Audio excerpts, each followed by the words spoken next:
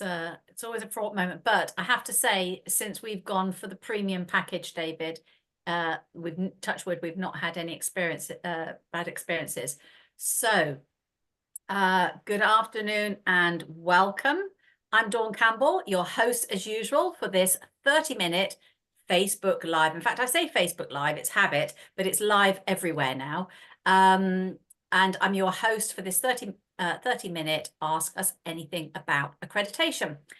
So I'm joined today, finally. I don't think we've done this before, have we, David? I think this is no, we have. I've obviously seen it in the background, and I've heard all about it, but we haven't actually done this. No, I can't believe I've been doing these Facebook Lives for over a year, and only now, head of accreditation, my fellow director, you're in the hot seat. So David Monroe-Jones, head of accreditation, is here with us today, and he and I are ideally placed to answer any of your questions. So whether you're training to become a coach and or mentor, we can answer your questions. Or maybe you're somebody who would like the support of a coach and or mentor, and David's ideally placed, particularly if you're in the corporate world, you're a leader, and you're wanting to work with somebody at the top of the tree. David's your person for that. Or perhaps you've kind of stumbled across this Facebook Live thinking, what's this about? How is accreditation going to help me grow my coaching and or mentoring business? Again, we can answer your questions. And Gillian, my lovely VA, is primed, checking all the social media platforms and will feed questions to us. And then perhaps, I suppose, the other audience, David, that we get tuning in is universities and training providers thinking, well, how is accreditation going to help me attract international paying clients? So regardless of what your question is, as long as it's about accreditation in the coaching and mentoring field, we can help you answer that. So I usually like to start these sessions, David, by just saying or asking what fills your heart with joy. And it's got to be outside of work, because I know coaches and mentors are talking about being of service, loving the work, etc. We don't want to hear any of that. That's a given. Outside of work, what fills your heart with joy? Yeah, I almost started to answer that before before you'd even got to the end. Wildlife, nature, and landscape photography is the because I just love the outdoors. I'm one of these people that when I look outside and it's nice weather, I think, oh, you know what, I wish I worked outside. And then when it snows and it rains, I sort of fall back to the oh, please I work it so like inside. But I'm learning more and more about photography. So I actually have my own mentoring sessions with people sort of from camera schools about learning photography. I go on a number of sort of workshops to try and learn, and I found that even taking photographs on my phone, and my phone's way out of date now, so like there are much more advanced sort of camera phones out there, that I think a lot more about sort of like imagery and how things come together. But I also find that sort of in doing that, and I accept the fact that you're like not talking about worky stuff, but I can make sort of like loose connections as well when I'm talking to others about sort of focus and sort of like distance, and things like that. But that's my main thing at the minute, and I've got a workshop coming up on photographing birds of prey. I'm very much, and I appreciate this is about accreditation, but now you've asked, and feel free to stop me if I go on a bit. I always say to people, so like on the mentoring sessions, I prefer fur rather than feathers, because a lot of tutorials are about birds in flight and things of that nature. So I'm quite happy to photograph them when they're perched, but I'm not a sort of like a birds in flight thing. If they've got fur, that's sort of my preference. So I've got that, and I'm looking at booking a sort of a week-long workshop to photograph water for a week. So that would be everything from seascapes to waterfalls to close-ups and macro. And if it's if there is the opportunity, because they do some studio work as well, freezing water, so you get sort of like water droplets and you get the refraction coming through the sort of like the water droplets of the background and things of that nature. Don't ask me any more about that. I'm more or less just quoting it from this is what you learn. Got no idea really what it means, but sounds interesting. So that's what, and you can probably tell. So I don't know, so like who could say, but so like the T-shirt is very much like the heartbeat with the camera on it. Okay. So yeah, so that's what sort of Is that one that of the really gets. t-shirts I got you? No, no, it's similar to the T-shirt that you got me, Ah, which okay. is the other one that when I go on any camera event, it's either that one or so like like one of the other ones that I've got. Yeah. Just to show your commitment. I found a website that does a lot of so like T-shirts with logos on of cameras and things like that. Yeah. So some of them are a little bit. They're the sort of ones you would wear in the house, but you might not necessarily want to go out in public, so like wearing them. Okay. But they are good fun. All right, say no more. Well, I also like seascapes, but not from a photography point of view, but from a watercolor or Mm. oils painting point of view. So I was quite fascinated years ago when I came across the Japanese, and I can't even pronounce the gentleman's name, but he photographs water, and he's done a beautiful book. Have you seen it?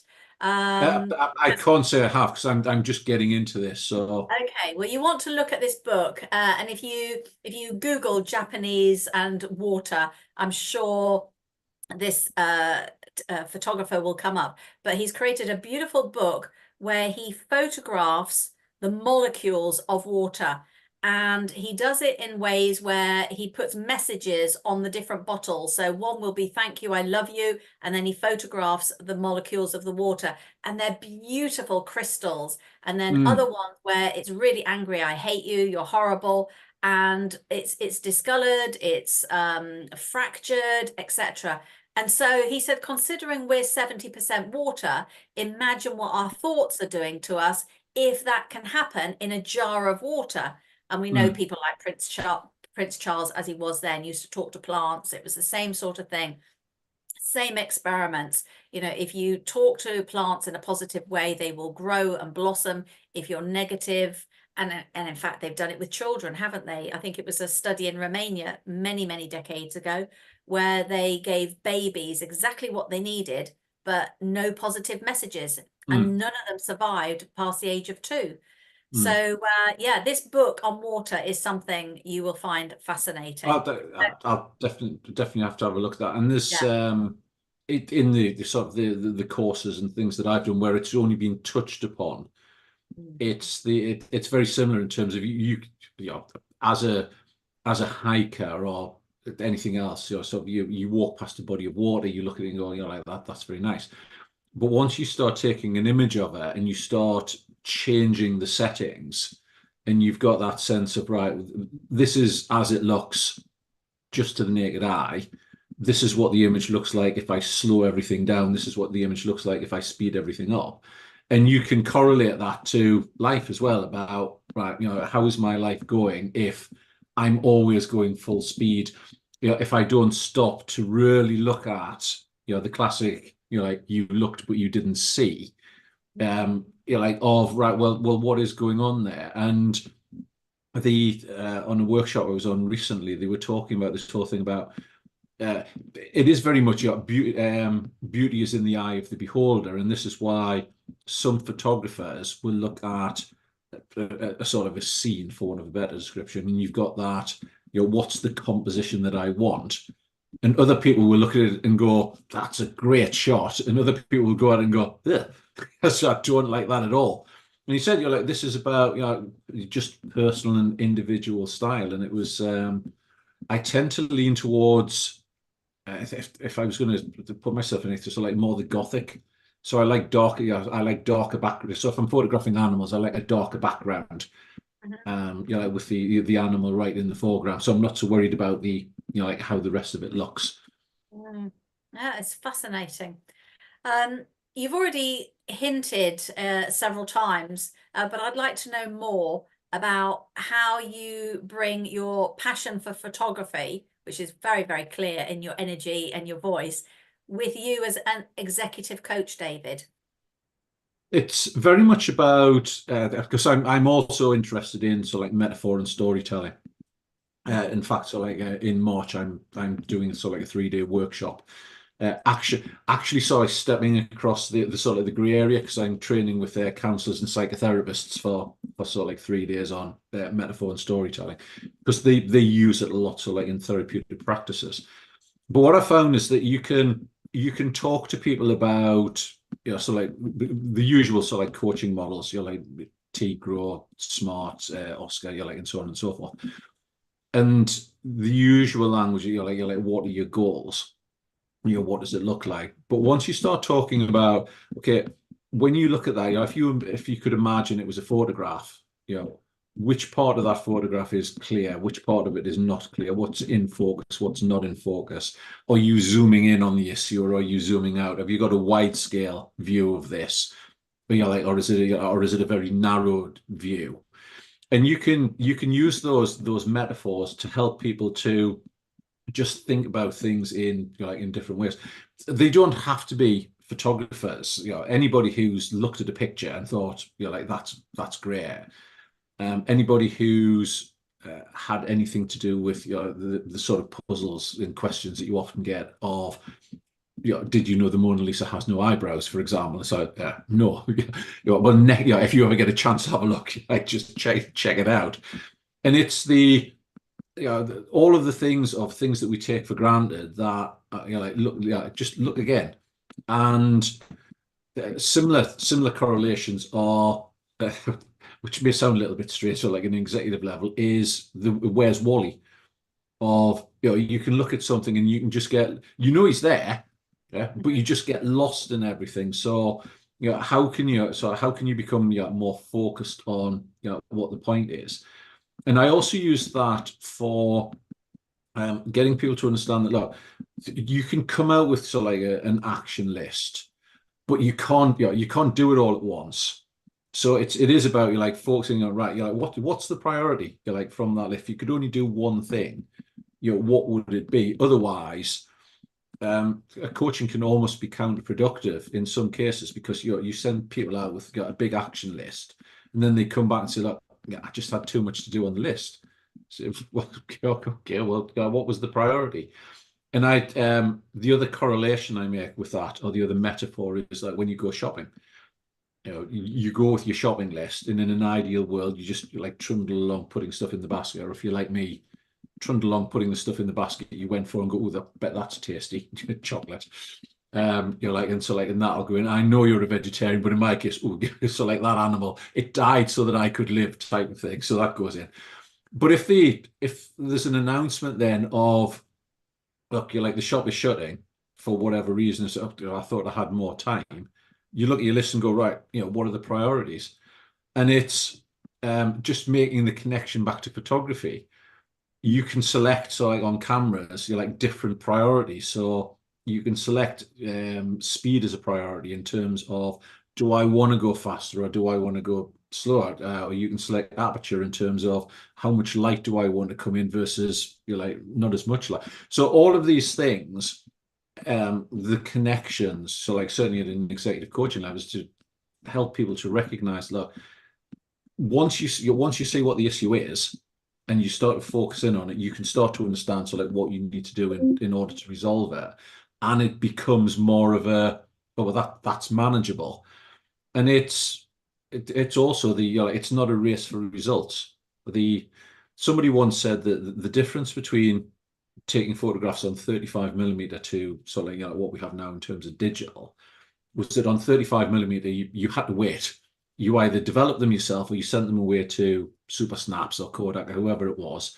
They came back and you looked at it and went, oh, yeah, one of them's good. Whereas now, and there was a cost element to that. Whereas now on digital, you can take 1,000 photographs, put them up on your computer, just work your way through it and go, oh, yeah, I want those ones. Yeah. And again, making those connections, you can have too much, too much choice, just narrowed in and so and focus on that, and then work towards that, because that is almost what's the composition, what's the image that you want, that you're moving towards in comparison to to what you've got. So these connections are really useful, because you can then start to encourage people to make, okay, so what's the implication of doing that in relation to that, so that executives start to recognize that the solution isn't, so the solution that you originally come up with, you have to think about that's a solution to that, but does it have an implication to something else? So, and I love working with that, so like that degree of complexity. Yeah. And you can tell that you love storytelling as well, because it brings it to life. It makes it very easy to understand. And I guess at CEO level, just thinking about what you said at Finding Wally, and we hear it even with the members that we've got at the IAPC&M, the solopreneurs, they lose themselves in their business plans. They lose their identity. Sometimes they lose their purpose. Why was I doing this? I was doing it to have a better work-life balance, etc. But you get that with CEOs of big corporations on a different level, because there's no time to think anymore, is there? Yeah, and I've said, I think, to everybody that's gone through the accreditation assessment process in the past 6 months, you don't, so when you've got a job title, you don't put yourself in a bubble. You don't lose everything else that's happened just because you're now a coach or a mentor or a training provider. And it's exactly the same at a corporate level. This language of, oh, it's lonely at the top. I challenge that by, it's only lonely at the top if you don't talk to anybody. Yeah. If you're the head of IBM or Microsoft or something, it's not like you haven't got anybody to talk to. You've got 50,000 odd people scattered around the globe. That's maybe an exaggeration, but certainly a lot. So it's not that it's lonely at the top. It's just that you've chosen not to talk to people there. That's a behavior that you've got into. So if you need to talk to somebody and they're in the organization, talk to them. If they're not in the organization, find somebody else. It's not, and people get, I think so, people get drawn into this language of, oh, I've got to do this, I've got to do that, I've got to do the other. And yes, there are the key activities that you have to do. I mean, so you and I know, there are the monthly chores that you have to do. I really wish I didn't have to do this, but it needs to be done at a director level. But sometimes it's the right, I'm busy, but am I focusing on the right thing? Should I be doing this, or should I be doing something else? And sometimes people just need to be challenged by things like that. Otherwise, it becomes, oh well, according to Google, I'm supposed to be lonely at the top. And I'm supposed to do all of these things because it says so in the director's manual, and it's a bit like, well why? When was the last time you went down and you spoke to your team? There was many years ago when I was working for an organization as one of the heads of the learning development of the area that I had. We had the annual conference, and all of the directors, all of the business directors and HR director and operations director and CEO, everybody was invited. And we would do a little bit of a presentation on what we were doing from a learning and development perspective and what we thought. And one of the girls in the department highlighted the fact that across all of the distribution centers, the only time people saw a director was at Christmas, because they would roll out and go, hi, happy Christmas, and all this sort of. It was in their agenda. And she just stood up and she said, look, in order for people to understand, who you are, and part of this was the fact that the CEO wasn't allowed into one place because the guy on the door didn't know who he was and he didn't have any identification with him. So he was given his marching orders and had to go to his car and phone and say, can somebody let me in? And she coined the expression, a director is for life, not just for Christmas, picking up on the dog one. And they all started to realize that I can't live in my there are times when I've got to do that, but at other times I need to be out there, I need to be seen, I need to talk to people. How else do you know what's going on? It's a bit like why we always say, look, to members, just give us some feedback, tell us what's good, tell us what's not, what's working, what's not working, and the opportunity every now and again to just step outside that. So a lot of the work that I do, and I say this readily to people that I work with, is as somebody said to me the other day, it was the beginning of a mentoring session. First time we met, I said, I've written down my strengths and weaknesses, and I simply said, well, that's very nice. So, but you could tell me anything. You could tell me you're great at this, that, and the other, and you're a brain surgeon, and you're just waiting for your like the nod that you've got the Nobel Peace Prize, and that you'll be the first person on the Virgin Atlantic Space Shuttle. So yeah, you could tell me anything. Go and talk to the people you work with. Yeah, get the information from them. I've somebody else again, so like like leadership level, I've literally just sent them out to do that. Give them a list of Yeah. questions, said, right, go out with these 5 questions, speak to your manager, speak to your direct reports, speak to your colleagues, everybody else you can find, and then come back and talk to me about what you found out. So that's real.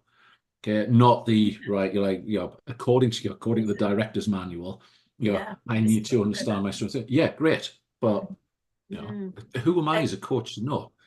Getting that 360 feedback can be terrifying, particularly for people at the top, because we've all suffered from this Mm, perfectionist syndrome, don't we? But there's something else as well when we hear that people at the top are lonely, is there's this attitude of, well, are we competitors or are we collaborators?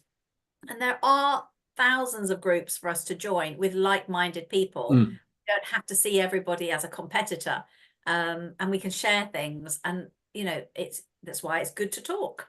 It doesn't have to Yeah, be yeah, internally, and it externally as well. we've moved away from the sort of East and West Berlin, checkpoint Charlie and some things are always going to be confidential, Mm, within organizations. So it's not a case of yes, going out and, oh, we've got this brand new product. Would you like to see the specs of it?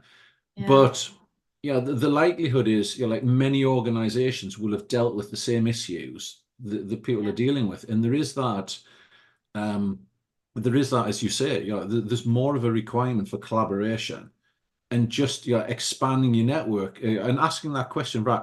Who do I not have a relationship with that I really need to have one with that will help me with the issue I've got?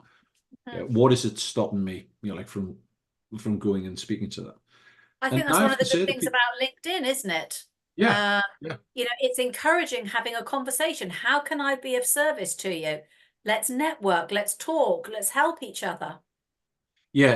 Again, yeah, and the what I find is when people embrace that properly, it's great. You can share ideas. And I'm sure everybody gets this, and I will get people going, oh, you're like, I've checked your profile out, really like what you do. It would be great to collaborate. Yeah, okay, connect. And then 2 days later, I'll get another email or a LinkedIn message saying, "Oh, by the way, I've got this product that will, I guarantee you, like 1,000 new clients a week, and you'll buy your own island in the Maldives, like in a couple of months' time."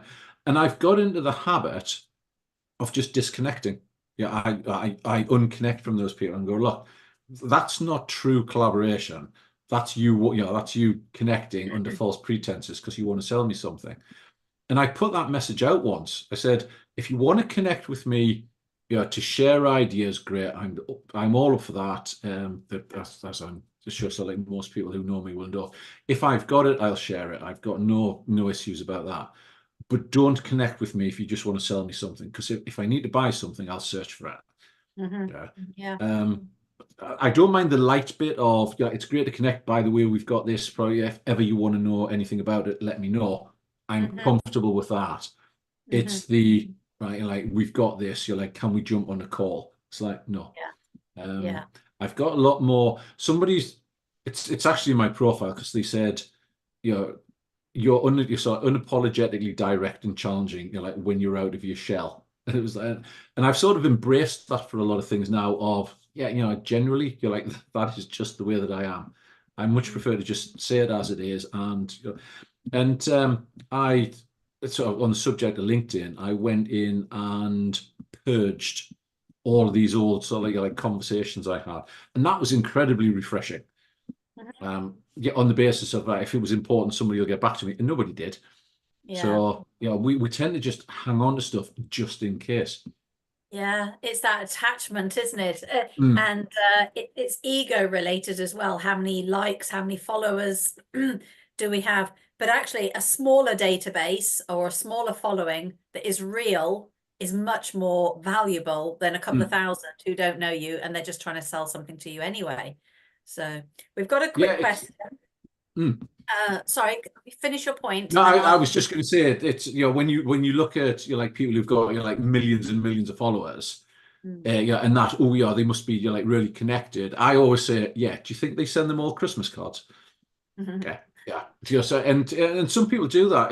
They will do something just to get the number of like hits or views or the number on the profile. But you're absolutely right. And certainly for some people more than others, and to a certain degree, this comes down to personality. Is yeah, some people will prefer a smaller nucleus of like friends, like that they can call true friends, whereas other people will want like a bigger group of people that are more casual. And Mhm. yeah, and either's fine.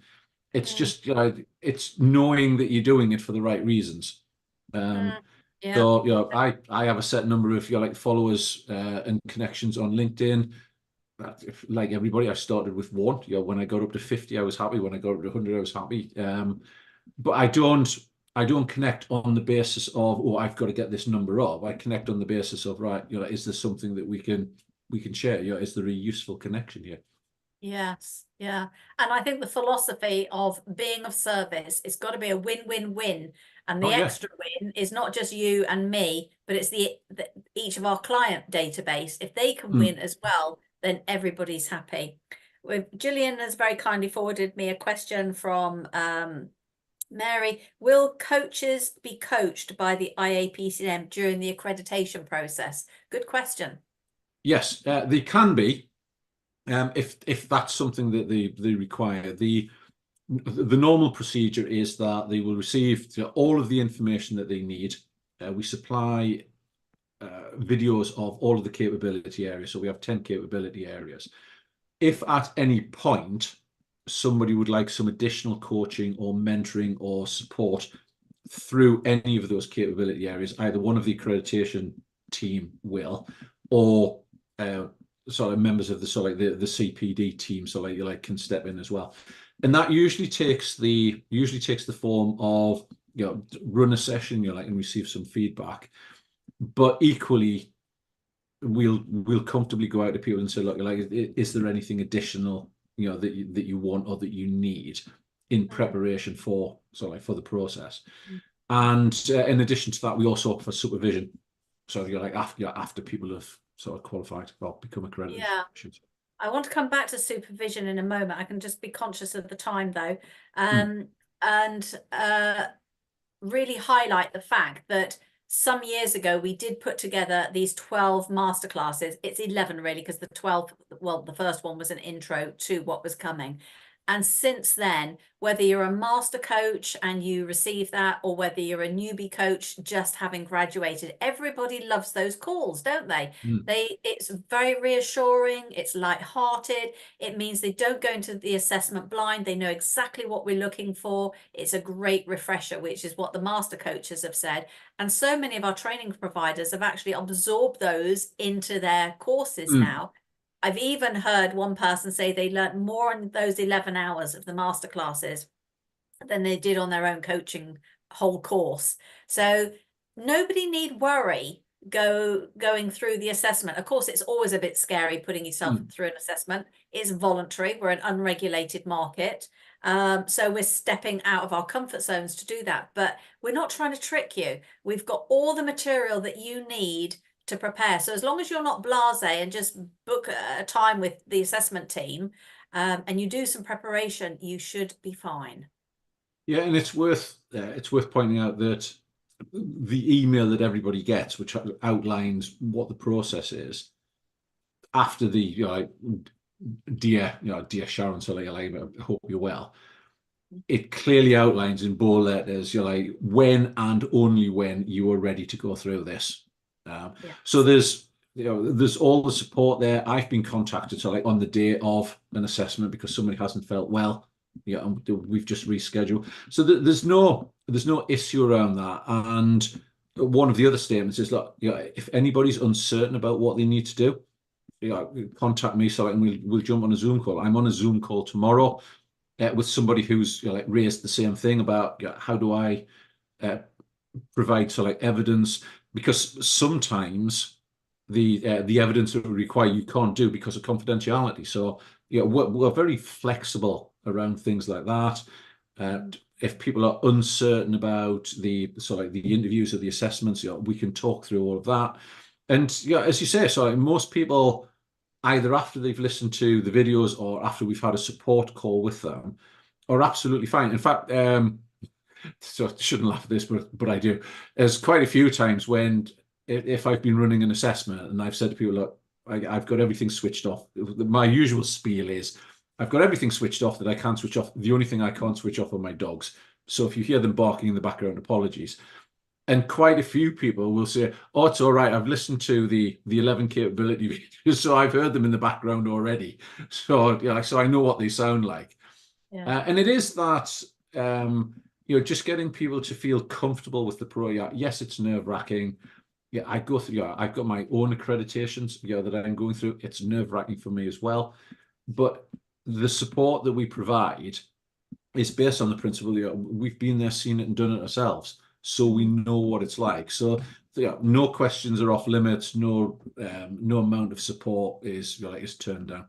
And I would add to that, David, or expand on that by saying, for anybody who's enjoying a cup of coffee and listening to this and thinking, perhaps I will go for my accreditation. We're capabilities based. If you listen to this on a regular basis, you'll have heard me going on about this a lot. We're capabilities based rather than competencies based. And what that means is we can be really holistic in our approach. So as David said, we've got a list of criteria for your evidence portfolio, but say you've been coaching in the forces and you don't have testimonials because you work for the forces and they sent you wherever you needed to do the work. You didn't collect testimonials. That's completely fine. That's what the interview is for. It's a catch-all for all those different types of scenarios. And as I keep saying, let's face it, coaching is not rocket science. It's having a damn good conversation. So that's why we're capabilities based. It's accurate, it's holistic, it's very inclusive, and it's fast in terms of getting the results. So there's very, very little written work for anybody to do. People worry about, oh, I haven't kept a coaching log, I haven't kept a CPD log. Am I going to have to write an essay? We don't do any of that. What's really important is the self-reflection. So after your interview, after your assessment call, you've got a self-reflection form to fill out. It can take you 5 minutes. It can take you 15 minutes. It could take a paragraph. It could take 2 or 3. But that's about as much as it is, other than signing the professional code of conduct, filling out the standards and ethics questionnaire. Does that form part of the interview, David? I can't remember. So, yeah, at a practitioner level, we have a questionnaire. Once you get into the interview stage at sort of senior and above, we'll generally cover questions such as, walk me through your coaching agreement. What are the more important legal and ethical issues that you'll remind people of, before you start a session? We gather where people have got a coaching agreement or a coaching contract or a coaching agreement, whichever language you use. We'll collect that if people have got it. If they haven't got it and we think they should need it, we'll make recommendations and send examples. But we are flexible around that. The testimonials, for example, is a good one, because we have somebody going through the accreditation process at the minute at master level, and the nature of the work that they do prohibits testimonials because it would just become evident who the people were. And a coaching log as well, because whereas we would normally just say, just do initials, they have a concern that, well, even those initials, if people knew where I worked, would be attributed to a certain person. So in that instance, we said, right, don't worry about any of that. Simply, either on a Word document or an email, a couple of paragraphs, the reason that I can't provide testimonials is nature of the work, blah, blah, blah. The reason that I can't provide a coaching log is, however, I can, I endorse that I've worked in this field for X amount of time doing this, et cetera, blah, blah, blah. And then when we do the interview, we have that, okay, just tell me a little bit more about yourself, and what you do. And then it just, it just pulls everything together. The other thing as well, just to add on about why the capabilities model works better in certain areas, is that when you look at a competency model, a competency model is generic across everything you do all of the time, which means that in a sort of a coaching engagement, for example, if within your competency model you've got a statement that says understands how to how to refer someone to like an alternative therapy. What if that doesn't happen in the what if that doesn't happen in that session? So we have a question about that within the interview, so we can talk about that. So we talk about the things that you can't generally assess, and the capability model assesses everything that should happen in a coaching or a mentoring session from the moment you say hi to the moment that you say bye. Actually, I quite like the sound of that, so I've never said that before. Just seem to be relevant within that. Yeah, it just flowed off the tongue. Thank you. Well, I'm conscious of the time. These sessions are half an hour, and we've used up our half an hour. David, other than the IAPC&M directory, any leaders out there having a cup of coffee, listening to this and thinks David's the coach for me? He tells it like it is. How can they find you, and what's on offer? Yeah, they can find me through like the IAPC&M contact page. So I have an email there, so david@coachaccreditation.services. They can find me through my own website, which is perceptualreality.co.uk. The email address of which is david@perceptualreality.co.uk. What's on offer? Predominantly, I work with leaders in corporates, leadership coaching, executive coaching. I have, without going through it, I have a number of specific accreditations and certifications. I'm a Marshall Goldsmith Stakeholder Centered Coach, which is the main model that I tend to use where relevant. But I'm also qualified in a number of world-leading leadership assessment tools. So it's very much around that. I'm also a certified team coach, yeah, etc., etc., etc. So it's easier really. So if people want to have a conversation to have that conversation, because it's not so much about what I can offer, although that's part of it. It's very much what's the issue that you're dealing with, and this is what I can do to help. I am what I would say is I have an eclectic approach, so I don't distinguish between coaching and mentoring. I work on the principle of if it's coaching, mentoring, guidance, support, pointing people in the right direction, you get all of that. So as a package, because I work on the principle, if I've got the information that I think is going to be useful, then that's what Why we would get. you keep it? Yeah. Yeah, and in a few more weeks' time, so I'll be emphasizing more about metaphor and storytelling. Yeah, perhaps if it's relevant. And supervision, because you're about and supervision as well. Yeah. I'm qualified and accredited supervisor as well. Yeah, great, fantastic. Thank you for sharing your thoughts, and I can really get the big picture in terms of how the photography links to the corporate work you do and the language that you're using. So I think anybody who's interested in that will certainly benefit. Whether you're interested or not, you'll certainly benefit. But if you've got that shared passion, then you'll fly together, I am sure. Thank you, Dave. Movies as well. So as you know, Yes. Movies play an important aspect of if you've seen this film, you'll recognize this quote. Yeah, you're amazing at remembering the quotes. I'm always telling Robert, that you mentioned a quote, and just can't believe the diverse range of genre of movies that you watch and remember. There are to my eternal shame, as Yvonne would say, who's my wife. I stood in the kitchen once and Jaws was on TV, and I said that I did the script whilst I was making something in the kitchen whilst it was on TV. So when I walked in, Yvonne just gave me the look of, you have seen this film far too many times. So yeah. All right. Thank you, David. Take care. No, thank you. Bye now. Thank you. Bye-bye.